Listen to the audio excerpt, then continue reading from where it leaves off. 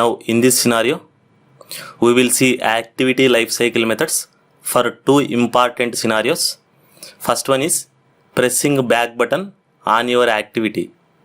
Before explaining that, first let me write all lifecycle methods in our old example. Here I have main activity. In the main activity, already we are having on create, on start, on resume, on pause, on stop. Let me write on destroy also. Along with on destroy, we know that there is one more lifecycle method, that is on restart.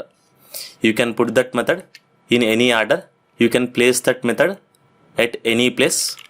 So let us say after on destroy, as I told you, order doesn't matter. So let me write after on destroy, on restart. Now let me run the application. Now I will explain you, and then I will explain you the life cycle methods for back button press. We know that on starting this application, first OS will call on create, on start, on resume, and then our screen will be visible to user. Here you can observe on the emulator there is a back button here. Similarly, even on the phones also there is a back button. Now you can observe on create, on start, and on resume. Now after interacting for few minutes, let us say user want to close this screen.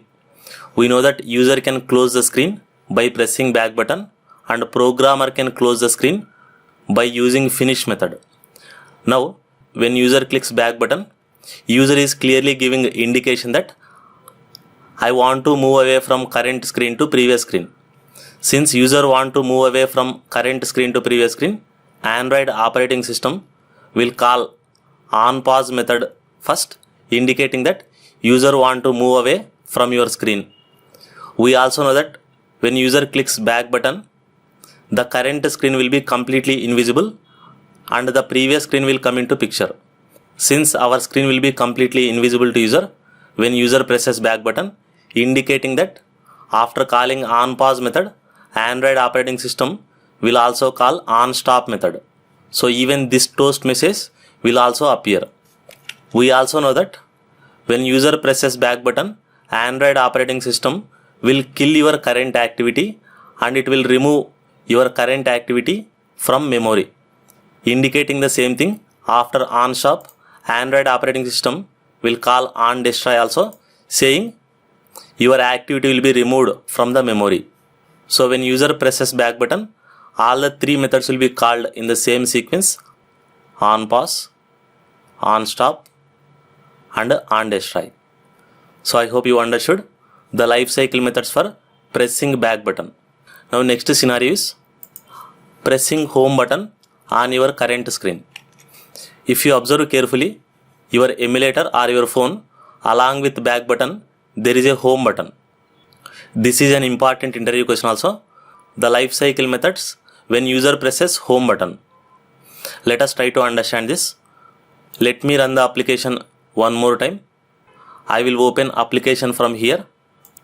I will search for activity lifecycle application. Let me open the application. On create, on start, on resume. Now let us say after interacting with your screen for few minutes, now user wanted to keep your activity in the background without really closing your activity, and user wanted to open one more task. For example, if I am playing a game, when I am in the middle of the game, suddenly let us say I want to send an email. So what I will do, I will keep the game in the background, because if I close the game, I will lose the score. So what I will do, I will keep the game activity in the background and I will open Gmail application and I will do one more task, that is I will send an email, then I will come back to game and I will resume the game and I will start playing the game one more time. Now tell me how to keep an application or an activity in the background. How to move an activity to background? Simple, by pressing home button. Remember, when you press home button, your current screen will be moved to background and your activity will not be killed. When you press home button, your activity will not be destroyed and it will not be removed from memory. So can you guess life cycle methods when user presses home button? When user presses home button, clearly user is giving indication that I want to move away from your screen. So obviously on pause method will be called. When user presses home button, your current screen will be completely invisible and it will open home screen. So since your current screen is completely going to invisible, it will also call on stop. And since your screen is in the background, it is not destroyed. So on destroy method will not be called. Remember, on destroy method will be called only if your activity is removed from memory. Now let me show the same thing. I will press home button, on pause and on stop. See, on destroy is not called. Now that means our main activity is still in the background. It is not removed from the memory. I have observed this many times by many phone users. Rather than closing an application, I don't know for whatever the reason it may be, they will press home button. What is the disadvantage if you don't close application and if you simply click home button? That applications are not removed from memory. All those applications are running in the background. So if you keep too many applications in the background by pressing home button, at some point of time your phone may run out of memory and your phone may restart. So you have to be careful. Don't keep too many applications in the background. Next point is, this home button plays an important role for achieving multitasking in Android phones.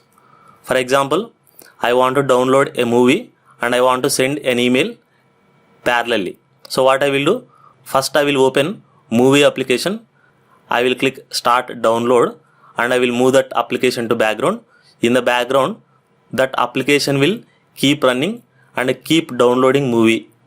Parallelly, I can open Gmail application and I can send email also.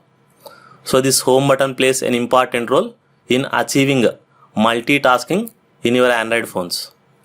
Now let us say after some point of time, after moving our activity to background, we have opened some other task. For example, let us say I have opened calculator application. After doing a calculator task, now I will close this calculator.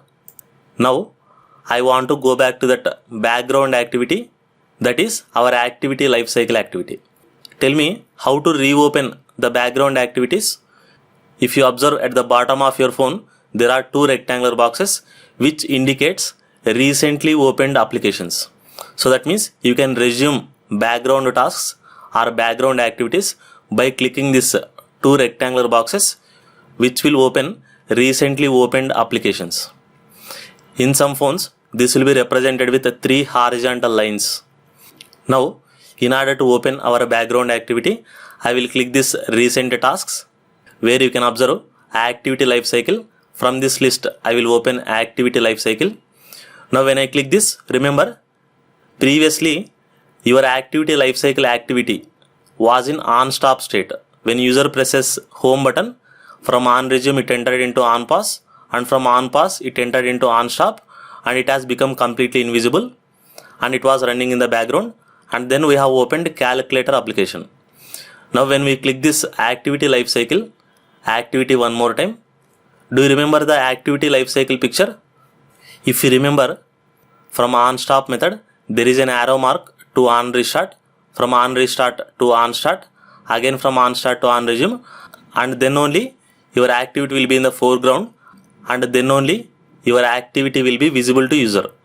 That means when I open this activity one more time, from on stop it will call on restart, on start, on resume, and then it is visible to user. Let me open this, observe, and then it is visible to user. So I hope you understood the activity lifecycle methods for pressing back button and for pressing home button. Out of all these scenarios, whatever I have covered so far, this home button scenario is very important for interviews. They may ask an interview question, when user presses home button, whether your activity will be destroyed or not. No, it is in the background. It will call only on pause, on stop. Now on top of this activity, when I click back button one more time, on pause, on stop, on destroy. I hope you understood these two scenarios.